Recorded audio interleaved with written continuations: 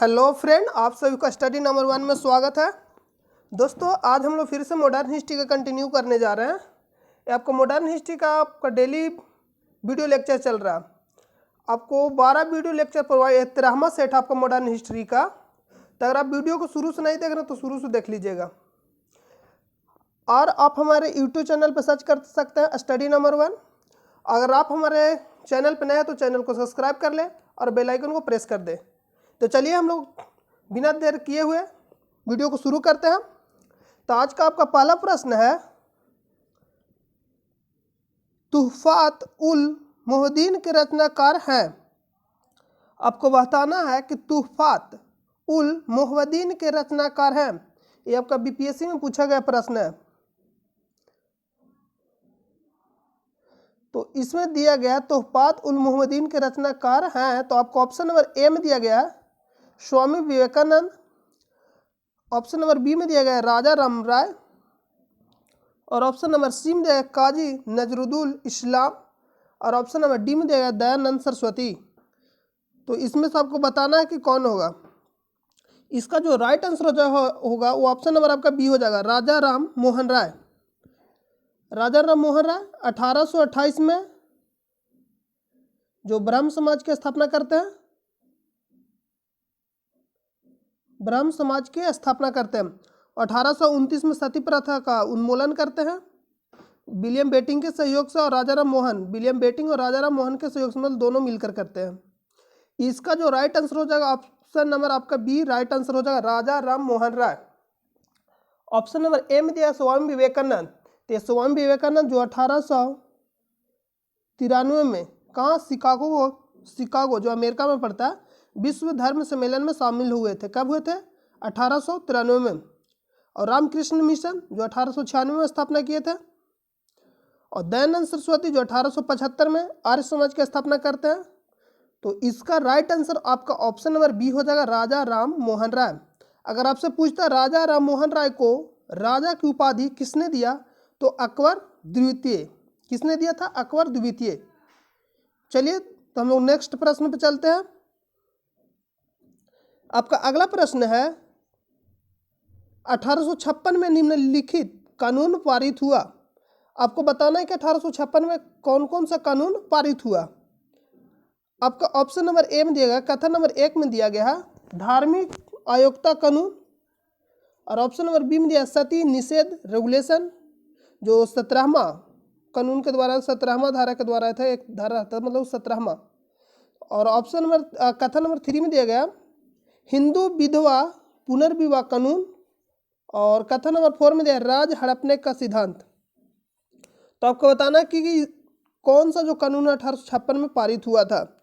तो आपको मालूम है कि जो हिंदू विधवा पुनर्विवाह था वो कब आया था? 1856 में।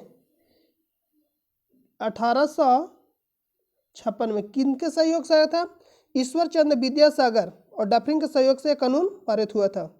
लॉर्ड डलहौजी के सहयोग से कानून पारित हुआ था। जो 1856 में लॉर्ड डलहौजी और ईश्वर चंद्र विद्यासागर के, जो लॉर्ड डलहौजी का जो कार्यकाल रहता है वो आपका 1848 से लेकर 56 तक। और इसमें दिया गया ऑप्शन नंबर 4 में राज हड़पने का सिद्धांत, तो डलहौजी ही लागू किया था 1848 में। सती निषेध रेगुलेशन जो राजा राम मोहन राय द्वारा 1829 में। तो ई तो होगा नहीं, ऑप्शन नंबर 2 आपका होगा नहीं, क्योंकि 1829 में हुआ था।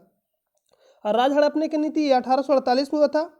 और इसमें दिया धार्मिक योग्यता कानून, तो ये आपका जो धार्मिक योग्यता कानून था ये 1856 में पारित हुआ था, बना था 1850 में। इसका जो राइट आंसर हो जाएगा वो आपका ऑप्शन नंबर ए हो जाएगा, केवल 1 और 2। यहाँ आपका ऑप्शन नंबर 1 और 2 कथन सही है। तो ऑप्शन नंबर 1 में दिया गया केवल 1 और 3। ऑप्शन नंबर बी में दिया केवल 1 और 4। और ऑप्शन नंबर सी में दिया गया 3 और 4। और ऑप्शन नंबर डी में दिया गया 1, 2 और 4। तो यहाँ तो ऑप्शन नंबर आपका 1 और 3 राइट हो जाएगा, ऑप्शन नंबर ए आपका राइट आंसर हो जाएगा। तो चलिए हम लोग नेक्स्ट प्रश्न पे चलते हैं। यहाँ आपके बारे में दिया गया, उसका व्याख्या आप पढ़ सकते हैं। दिया गया धार्मिक असुविधा कानून का निर्माण 1850 ईस्वी में किया गया। इसमें यह व्यवस्था की गई थी कि धर्म परिवर्तित करने पर भी किसी हिंदू को उसकी पैतृक जायदाद से बेदखल नहीं किया जा सकता। उस जो कानून बनाया गया था उसमें लिखा गया था कि हिंदू को उसके पैतृक जायदाद से बेदखल नहीं किया जा सकता। इससे उच्च वर्गीय हिंदुओं के ईसाई बनने पर उत्पन्न होने वाली कठिनाई दूर हो गई। सती निषेध कानून जो 1829 में कौन बनाए थे? राजा राम मोहन राय और लॉर्ड विलियम बेंटिंक के 17वें अधिनियम के रूप में पारित किया गया। हिंदू विधवा पुनर्विवाह अधिनियम जो 1856 में पारित हुआ, कौन किए थे? तो लॉर्ड डलहौजी और ईश्वर चंद्र विद्यासागर के सहयोग से। तथा राज हड़पने का सिद्धांत जो 1848 में व्याख्यापित किया गया, तो किसने किया था? लॉर्ड डलहौजी। जो लॉर्ड डलहौजी के ही कार्यकाल में इसे हुआ था, जो 1848 से लेकर 56 तक रहा था। तो चलिए हम लोग नेक्स्ट प्रश्न पर चलते हैं। आपका अगला प्रश्न है, महाराष्ट्र के किस सुधारक को लोकहितवादी कहा जाता है? ये भी आपका बीपीएससी में पूछा गया प्रश्न है, तो आपको बताना महाराष्ट्र के किस सुधारक को लोकहितवादी कहा जाता है। चलिए ऑप्शन नंबर आपको ए में दिया गया MG Ranade, option number B में दिया गया Gopal Krishna Gokhale, option number C में दिया पंडिता रामाबाई और ऑप्शन नंबर डी में दिया गोपाल हरि देशमुख। तो आपको बताना महाराष्ट्र के किस सुधारक को लोकहितवादी कहा जाता है। तो आप लोग सोच कर बताइए इसे। इसका जो राइट आंसर हो जाएगा वो आपका ऑप्शन नंबर डी हो जाएगा, गोपाल हरि देशमुख। और एमजी रनाडे की बात करें तो ये जो महाराष्ट्र के, इन्हें सुकरात भी कहा जाता है। एमजी रनाडे को, जो गोपाल कृष्ण गोखले के का थे राजनीतिक गुरु थे एमजी रनाडे, और जो महात्मा गांधी के जो राजनीतिक गुरु थे वो थे गोपाल कृष्ण गोखले। इसका जो राइट आंसर हो जाएगा ऑप्शन नंबर डी आपका हो जाएगा गोपाल हरि देशमुख। चलिए आगे चलते हैं। यहाँ आपका वो व्याख्या भी दे दिया गया, आप इसे पढ़ सकते हैं।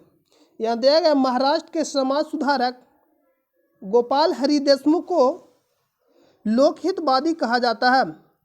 गोपाल हरि देशमुख न्यायाधीश रनाडे के शिष्य थे। न्यायाधीश जो एमजी रनाडे थे वो एक क्या थे? न्यायाधीश थे, मतलब पेशे से न्यायाधीश थे।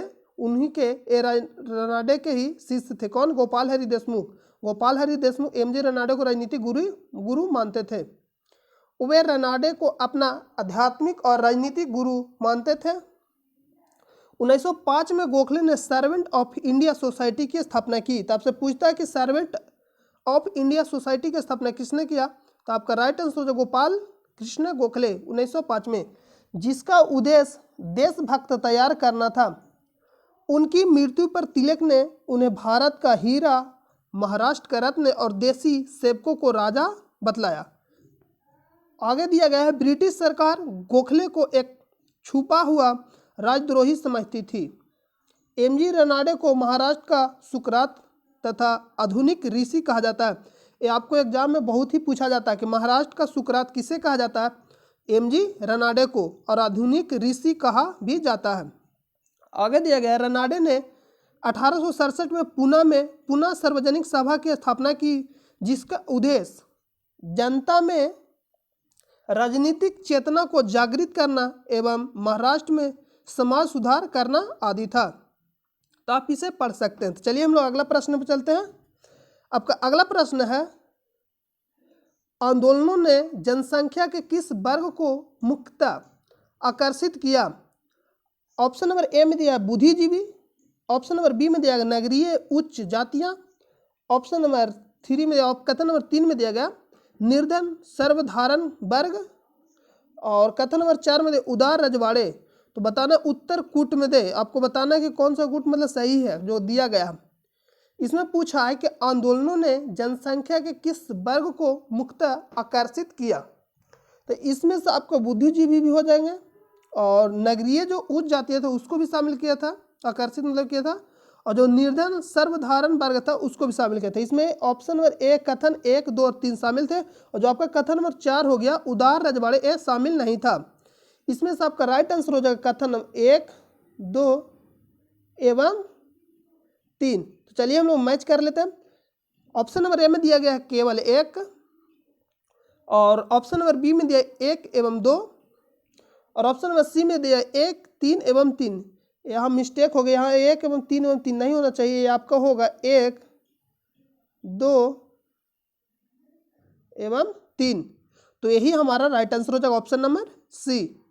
ये भी आपका बीपीएससी में पूछा गया जितने भी प्रश्न आपके यूपीएससी हो गया, बीपीएससी हो गया, अदर स्टेट पीसीएस में पूछा गया प्रश्न है सभी। तो चलिए हम लोग नेक्स्ट प्रश्न पर चलते हैं। यहाँ आपको व्याख्या दे दिया गया है। दिया गया व्याख्या में 19वीं सदी के धार्मिक एवं सामाजिक सुधार आंदोलन का भारत के इतिहास में विशेष स्थान है। जहाँ एक और धार्मिक एवं सामाजिक सुधारों का अपवाह किया, वही दूसरी ओर इसने भारत के अतीत को उजागर कर भारतवासियों के मन में आत्मसम्मान और आत्म गौरव की भावना जगाने की कोशिश की। इसने बुद्धिजीवी, नगरीय उच्च जातियों एवं निर्धन सर्वसाधारण वर्ग को अपनी ओर आकर्षित किया, कहने का मतलब है। तो जो इसका जो राइट आंसर होगा आपका प्रश्न का जो ऑप्शन नंबर 1, 2 और 3 सही हो जाएंगे। एक कथन में आपका यहाँ जो कूट दिया गया एक मिस्टेक हो गया होगा, यहाँ 1, 2 एवं 3 होगा। तो चलिए हम लोग अगला प्रश्न पर चलते हैं। आपका अगला प्रश्न है, ब्रह्म समाज किस सिद्धांत पर आधारित है? जो ब्रह्म समाज था ये आपका एकेश्वरवाद में सिद्धांत पर आधारित था। जो राजा राम मोहन राय जी इसकी स्थापना किए थे, कब किए थे स्थापना? 1828 में। तो इसमें बताया थे कि एकेश्वरवाद मानते थे राजा राम मोहन, मतलब ईश्वर एक है। ये यूपीएससी में पूछा गया, यूपी पीसीएस में पूछा गया। तो इसमें दिया गया ऑप्शन नंबर ए में दिया गया एकेश्वरवाद, बहुदेववाद, अनिश्चरवाद और अद्वैतवाद। यहाँ दिया गया ऑप्शन ए में दिया एकेश्वरवाद, तो आपका राइट आंसर हो जाएगा एकेश्वरवाद। आगे दिया बहुदेववाद, अनिश्वरवाद और अद्वैतवाद। तो इसका जो राइट आंसर होगा एकेश्वरवाद। ब्रह्म समाज किस सिद्धांत पर आधारित था? एकेश्वरवाद, मतलब राजा राम मोहन का कहना था कि ईश्वर एक है। तो चलिए हम लोग नेक्स्ट प्रश्न में चलते हैं। अगर राजा राम मोहन से जुड़े अगर देखिएगा तो आपको कल बताए थे, पिछला वीडियो में बताया गया था कि 1816 में जो वेदांत एक सोसाइटी है और एक कॉलेज है, जो वेदांत कॉलेज का स्थापना किया गया था वो हो जाएगा 1825 में। वेदांत एक कॉलेज और एक सोसाइटी है, और वेदांत सोसाइटी का जो स्थापना किया गया था वो 1816 में।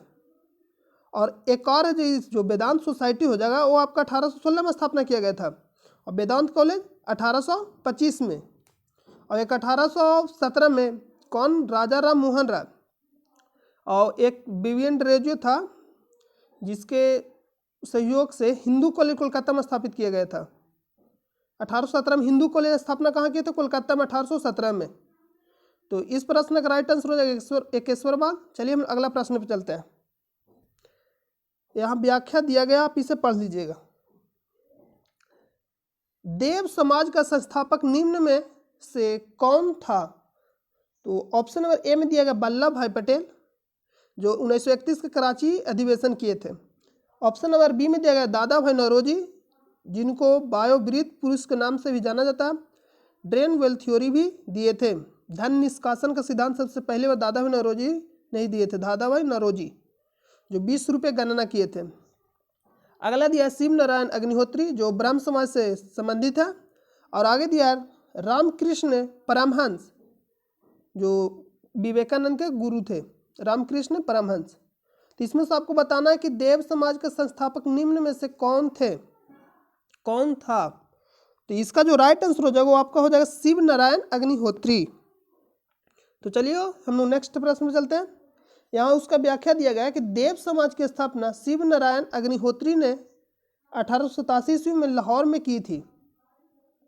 इस समाज का उद्देश्य पूर्णतः ब्राह्म समाज के समान था। देव समाज का धार्मिक ग्रंथ देव सहित और शिक्षाएं देव धर्म थी। यह एक ईश्वरवादी थे। अग्निहोत्री इससे पहले ब्राह्म समाज के बंगाल में सदस्य थे। तो चलिए हम अगला प्रश्न चलते हैं। आपका अगला प्रश्न है, राधा स्वामी सत्संग के संस्थापक थे। आपको बताना कि राधा स्वामी संस्थापक कौन थे? जो राधा स्वामी एक सत्संग था उसके संस्थापक कौन थे आपको बताना है। ऑप्शन नंबर ए में दिया गया हरिदास स्वामी शिवदयाल साहब, और ऑप्शन नंबर बी में दिया गया है शिवदयाल साहब, और ऑप्शन नंबर सी में दिया है शिव नारायण अग्निहोत्री, और option number D Swami Shraddhanand. इसका जो राइट आंसर हो जाएगा वो ऑप्शन नंबर आपका बी हो जाएगा शिवदयाल साहब। तो चलिए हम लोग नेक्स्ट प्रश्न पर चलते हैं। यह दिया गया कि राधा स्वामी सत्संग की स्थापना आगरा के एक हिंदू महाजन शिवदल साहब ने 1861 में की। कहाँ किए थे? आगरा के एक हिंदू महाजन शिवदल साहब ने 1861 में किए थे। तो इसका जो राइट आंसर हो जाएगा शिवदल साहब, ऑप्शन नंबर बी। चलिए हम नेक्स्ट प्रश्न पे चलते हैं। आपका अगला प्रश्न है, फारसी साप्ताहिक मिरात उल अखबार को प्रकाशित करते थे, कौन किए थे? तो जो राजा राम मोहन राय थे। कब किए थे? 1821 में, 1822 में। ऑप्शन नंबर ए में दिया गया लाला लाजपत राय और ऑप्शन नंबर बी में दिया राजा राम मोहन राय। यही आपका राइट आंसर हो जाएगा, राजा राम मोहन राय। आगे पढ़िए, सैयद अहमद खां दिया गया, मौलाना शिबली नोमानी। इसका जो राइट आंसर हो जाएगा राजा राम मोहन राय। मिरातुल अखबार कौन प्रकाशित किए थे? राजा राम मोहन राय 1821 में। इसका यहाँ व्याख्या दिया गया है, यहाँ दिया गया है नव जागरण के अग्रदूत, सुधार आंदोलनों के प्रवर्तक, आधुनिक भारत के पिता। ये आपसे एग्जाम में बहुत ही पूछा जाता है कि आधुनिक भारत के पिता किसे कहा जाता है? तो आपका आंसर जो होगा राजा राम मोहन राय। एवं नव भारत का तारा के नाम से विख्यात राजा राम मोहन राय ने 1822 होगा, फारसी में मिरात उल अखबार प्रकाशित किया। उन्होंने 1821 में बंगाली पत्रिका संवाद कौमुदी, ये आपको पिछले वाली वीडियो में भी बताया गया था, का भी प्रकाशन किया। राजा राम मोहन राय को भारतीय पत्रकारिता के अग्रदूत के नाम से भी जाना जाता है। आपसे पूछता है कि भारतीय पत्रकारिता के अग्रदूत किसे कहा जाता है? तो राजा राम मोहन राय। अगर आपसे पूछा राजा राम मोहन राय को राजा की उपाधि किसने दिया? तो अकबर द्वितीय। मेरे साथ रिवीजन करते चलिए, मतलब जो भी हम बता दो उसको रिवीजन मतलब साथ साथ बोलते चलिए, वैसे कहा होगा कि याद हो जाएगा आपको भी। तो 1821 में बंगाली पत्रिका संवाद को मतलब आपसे पूछता है कि संवाद को किस भाषा में मतलब आता था, तो हो जाएगा बंगाली। तो इसका जो राइट आंसर हो जाएगा राजा राम मोहन राय। तो चलिए हम लोग अगला प्रश्न, जो इसका जो राइट आंसर होगा वो राजा राम मोहन राय। तो चलिए हम अगला प्रश्न पर चलते हैं। आपका अगला प्रश्न है, बाल विवाह प्रथा को नियंत्रित करने हेतु 1872 के सिविल मैरिज एक्ट ने लड़कियों के विवाह की न्यूनतम उम्र निर्धारित किया। तो ये कौन कहते हैं? केशव चंद्र सेन। 1872 में कौची ब्रह्म मैरिज एक्ट मतलब सिविल मैरिज एक्ट कब पारित किया था? 1872 में केशव चंद्र सेन। और इसमें बताया, इसमें जो बॉय जो था उसका जो उम्र था वो 18 वर्ष रखा गया था और जो गर्ल थी उसकी उम्र 14 वर्ष। तो इसमें आपसे पूछा लड़कियों के विवाह की न्यूनतम उम्र कितना था? 14 वर्ष। चलिए हम अगला प्रश्न चलते हैं। यहाँ दिया गया कि मैरिज सिविल मैरिज एक्ट या नेटिव मैरिज अथवा ब्रह्म मैरिज एक्ट के द्वारा लड़कियों के विवाह की निम्नलिखित आयु 14 वर्ष और लड़कों की 18 वर्ष निर्धारित की गई। इस अधिनियम के द्वारा बहुपत्नी प्रथा को भी समाप्त कर दिया गया। मतलब बहुपत्नी मतलब बहुत से पत्नी नहीं रख सकते आप। ज्ञातव्य है कि केशव चंद्र सेन ने बाल विवाह को रोकने का अथक प्रयास किया। उन्हीं के प्रयास से 1872 में अंतर्जातीय एवं विधवा पुनर्विवाह बिल पारित हुआ। तो चलिए हम लोग अगला प्रश्न पर चलते हैं। आपका अगला प्रश्न है, तजीब उल इखलाक के रचनाकार हैं। आपको बताना कि तजीब उल इखलाक के रचनाकार कौन है? तो ऑप्शन नंबर ए में दिया है जाकिर हुसैन और ऑप्शन नंबर बी में दिया Abdul Kalam Azad, option number C में दिया सैयद अहमद खां और ऑप्शन नंबर डी में दिया राजा राम मोहन राय। तो इसमें से बताना तजील उल इखलाक के रचनाकार कौन है? जो इसमें जो राइट आंसर हो जाएगा वो हो जाएगा सैयद अहमद खां। सैयद अहमद का ऑप्शन नंबर सी आपका राइट हो जाएगा। जो राजा राम मोहन राय थे और सती प्रथा को उन्मूलन किए थे, कब किए थे? 1829 में विलियम बेटिंग के साथ मिलकर। और ब्राह्मण समाज की स्थापना किया था 1828 में। जाकिर हुसैन भारत के प्रथम मुस्लिम राष्ट्रपति थे और अब्दुल कलाम आज़ाद ये आपके स्वतंत्र भारत के प्रथम शिक्षा मंत्री थे। जो इन्हीं के जन्म दिवस पर 11 नवंबर को शिक्षा दिवस मनाया जाता है। तो इसका राइट आंसर हो जाएगा option number C Syed Ahmad Khan. तो चलिए हम लोग आगे चलते हैं अगला प्रश्न पे। आपका अगला प्रश्न है, निम्नलिखित में से कौन फराइजी विद्रोह का नेता था? तो आपको बताना है, ऑप्शन नंबर ए में दिया आगा मोहम्मद रजा, ऑप्शन नंबर बी में दिया दादू मियाँ, ऑप्शन नंबर सी में दिया शमशेर गाजी और ऑप्शन नंबर डी में दिया वजीर अली। इसमें से पूछ रहा है कि निम्नलिखित में कौन फराइजी विद्रोह का नेता था। आपको बताना है कि फराइजी विद्रोह का नेता कौन था। तो इसमें जो राइट आंसर हो जाएगा दादू मियाँ, ऑप्शन नंबर बी आपका राइट आंसर हो जाएगा। यहाँ दिया गया फराइजी विद्रोह बंगाल के, यहाँ दिया गया फराइजी विद्रोह बंगाल के फरीदपुर नामक स्थान से शुरू हुआ। जो फराइजी विद्रोह हुआ था वो कहाँ शुरू हुआ था? बंगाल में। जो एक जगह का नाम था फरीदपुर, वहीं से शुरू हुआ था। बोलता है कि फराइजी संप्रदाय का प्रवर्तन सरियाई तुल्ला ने किया था।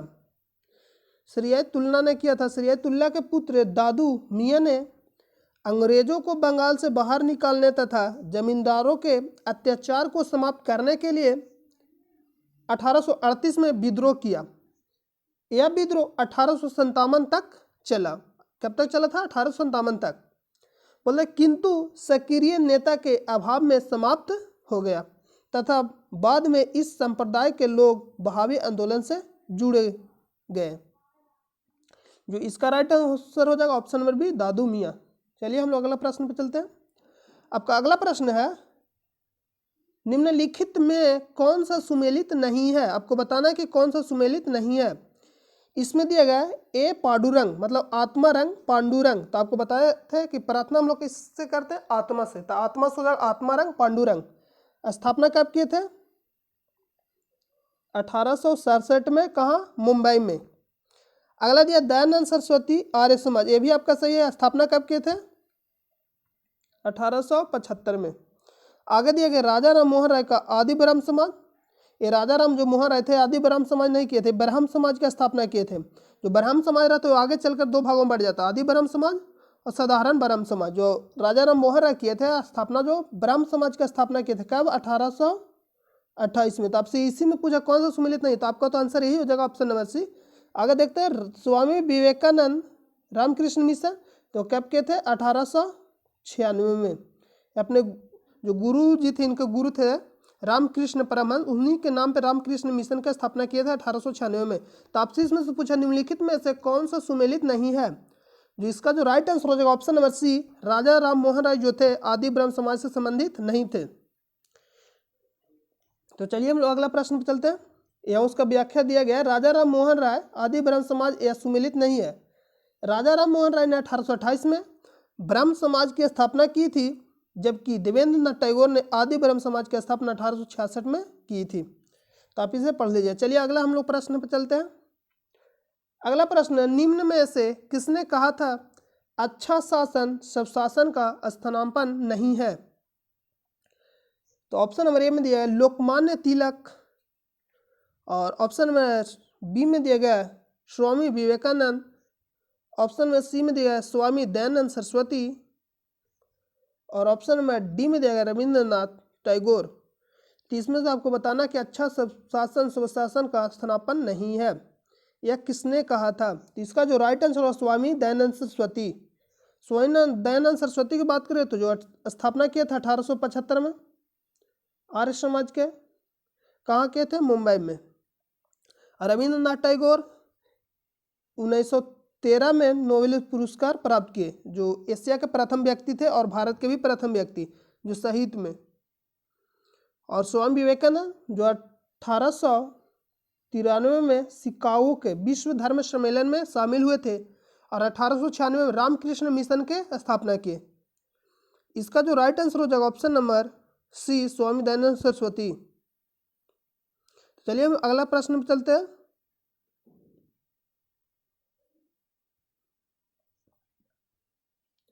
आपका अगला प्रश्न है, वेदों की ओर लौटो यह नारा किसने दिया? तो आपको मालूम ही होगा कि स्वामी दयानंद सरस्वती ने वेदों को ओर लौटो यह नारा दिए थे।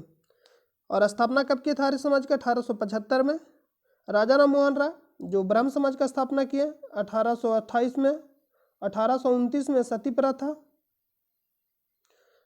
और 1816 में आपको बताया था कि वेदांत सोसाइटी और वेदांत कॉलेज जो वेदांत सोसाइटी था उसका था स्थापना 1816 में, और जो वेदांत कॉलेज था उसका स्थापना 1825 में।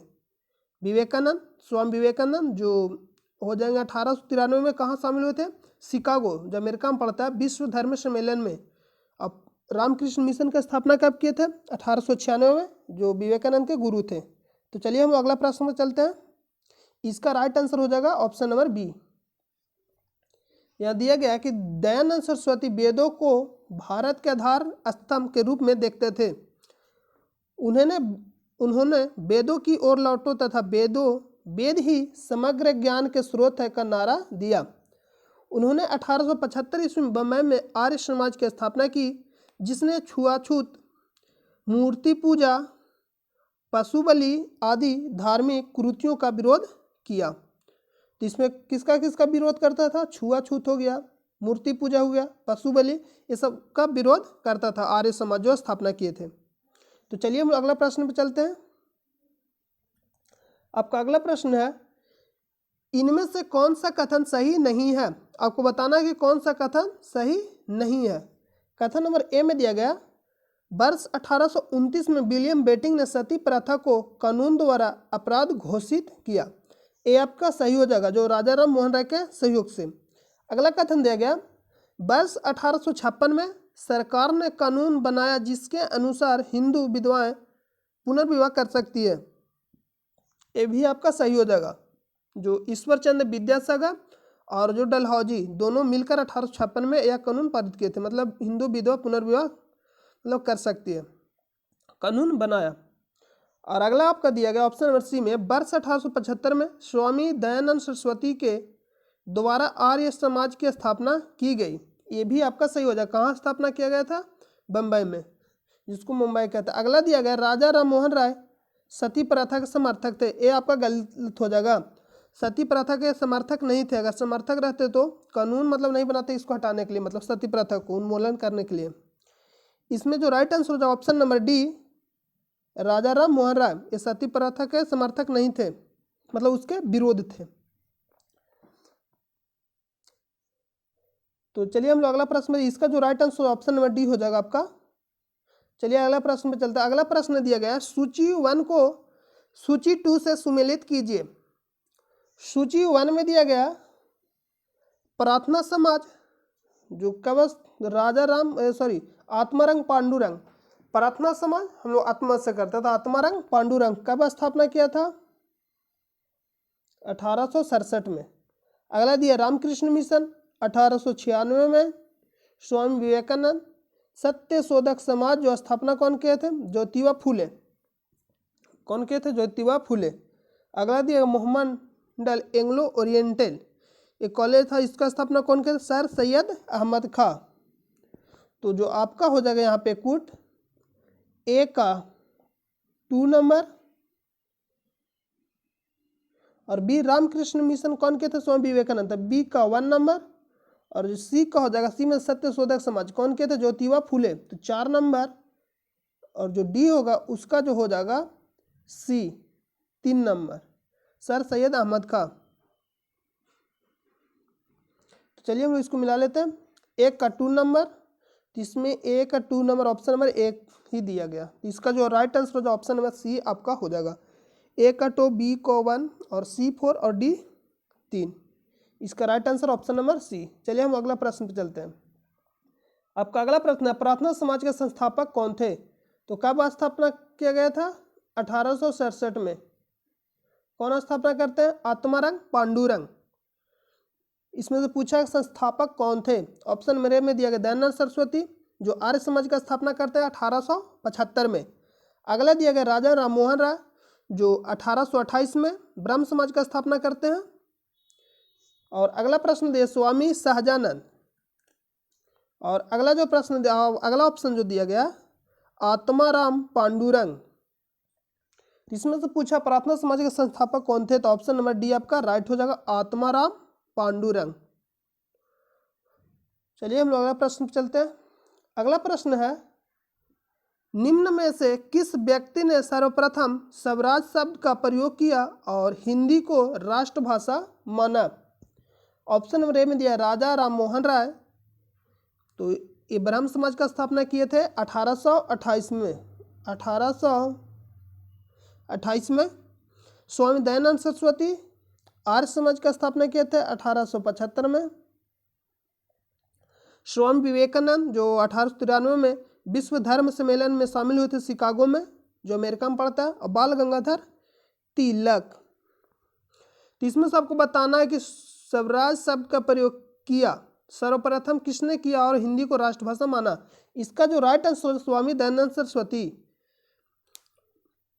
ऑप्शन नंबर बी आपका राइट आंसर हो जाएगा।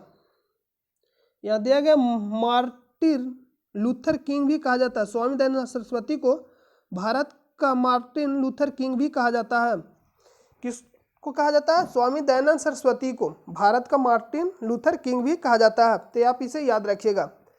इनके द्वारा नारा दिया गया कि भारत भारतीयों के लिए है। तो आपसे पूछता है कि भारत भारतीयों के लिए है, यह नारा किसने दिया? और दिया गया आगे सर्वप्रथम स्वराज शब्द का प्रयोग इनके द्वारा किया गया। इन्होंने हिंदी को राष्ट्रभाषा माना। इन्होंने सत्यार्थ प्रकाश नामक ग्रंथ की रचना की। तो आपसे एग्जाम में बहुत पूछा जाता है कि सत्यार्थ प्रकाश नामक ग्रंथ की रचना किसने किया। तो इसका जो राइट आंसर हो जाएगा स्वामी दयानंद सरस्वती। चलिए हम अगला प्रश्न पर चलते हैं। आपका अगला प्रश्न है, निम्न में से किस वर्ग को सर्वप्रथम पश्चिमी सभ्यता ने प्रभावित किया? आपको बताना है कि किस वर्ग को सर्वप्रथम पश्चिमी सभ्यता ने प्रभावित किया। ये राजा राम मोहन भी इससे जुड़े हुए थे। ऑप्शन नंबर ए में दिएगा कुलीन जमींदार, ये जमींदार, यहाँ ऑप्शन ए आपका नहीं होगा। आगे ऑप्शन दिया गया नवीन धनाढ्य व्यापारी, ये भी आपका नहीं होगा। ऑप्शन नंबर सी में दिया शिक्षित हिंदू मध्य वर्ग और ऑप्शन नंबर डी में शिक्षित मुसलमान, ये भी नहीं होगा। यहाँ ऑप्शन नंबर सी आपका राइट हो जाएगा, शिक्षित हिंदू मध्य वर्ग। ऑप्शन नंबर सी आपका राइट हो जाएगा। इसमें से बताना था कि सर्वप्रथम पश्चिमी सभ्यता ने प्रभावित किया। तो इसका जो राइट आंसर हो जाएगा ऑप्शन नंबर सी आपका राइट आंसर हो जाएगा। इसका right answer option number C right हो जाएगा। चलिए हम लोग अगला प्रश्न चलते हैं। आपका अगला प्रश्न है, सूची 1 को सूची 2 से सुमिलित कीजिए। ए में दिएगा फैरजी या फरीदी, जो 1804 में फरीदपुर जो बंगाल में पड़ता है। और बी में दिया गया बहावी, जो 1821 के बाद Patna Bihar. Option number C में दिया गया दार उर उलूम, जो 1867 में देवबंद, जो कहाँ पड़ता है? उत्तर प्रदेश। और डी में दिया अलीगढ़, जो 1875, ये भी कहाँ पड़ता है? उत्तर प्रदेश। तो आपको बताना है सूची 1 को सूची 2 से सम्मिलित करना है। तो जो हाजी शरीयतुल्लाह एवं दायूं मियाँ, ये आपको तुरंत बताए थे। ये जो पिछले वाला प्रश्न था उसके मैं बताया था, उसको मैं जिसके पिछले वाला प्रश्न था उसमें हम आपको बताया कि जो कौन दायूं मियाँ, ये किससे संबंधित था? फरीदपुर जो बंगाल में पड़ता है उससे संबंधित था। फरीदी जो फैजी आंदोलन से संबंधित था। तो आपका एक का ऑप्शन नंबर 1 हो जाएगा, मतलब एक का 1 नंबर हो जाएगा, 1 का 1। आगे दिया बहावी, जो 1821 के बाद पटना। सैयद अहमद राय बरेली आपके हो जाएंगे, बी का 2 नंबर।